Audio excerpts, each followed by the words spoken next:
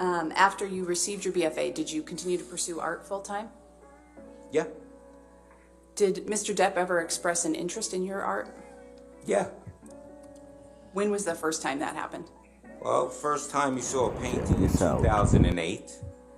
And then the next time was 2012.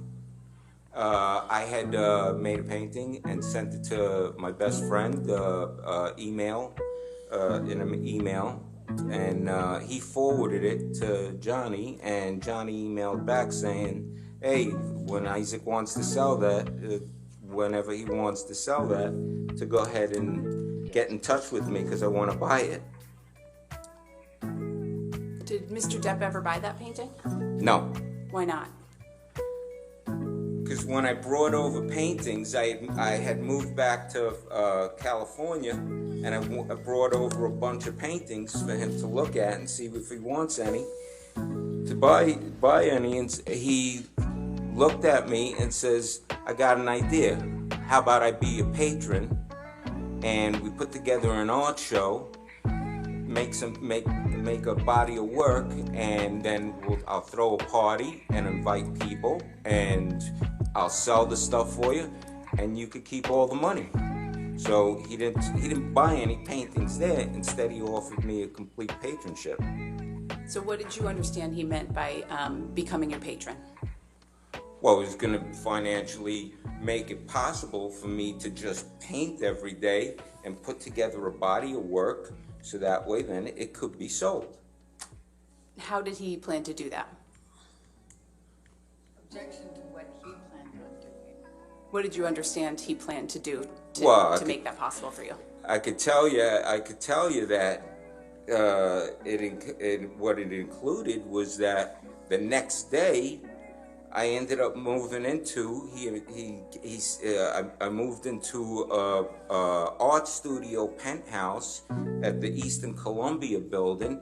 It was, listen, I got a place for you to go ahead and live and work and put this body of art together, and I'll take care of you. You don't have to worry about anything. And what was the place where you were going to live that Mr. Depp offered you? The Eastern Columbia building.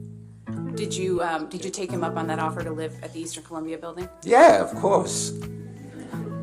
And how did that make you feel? I started crying.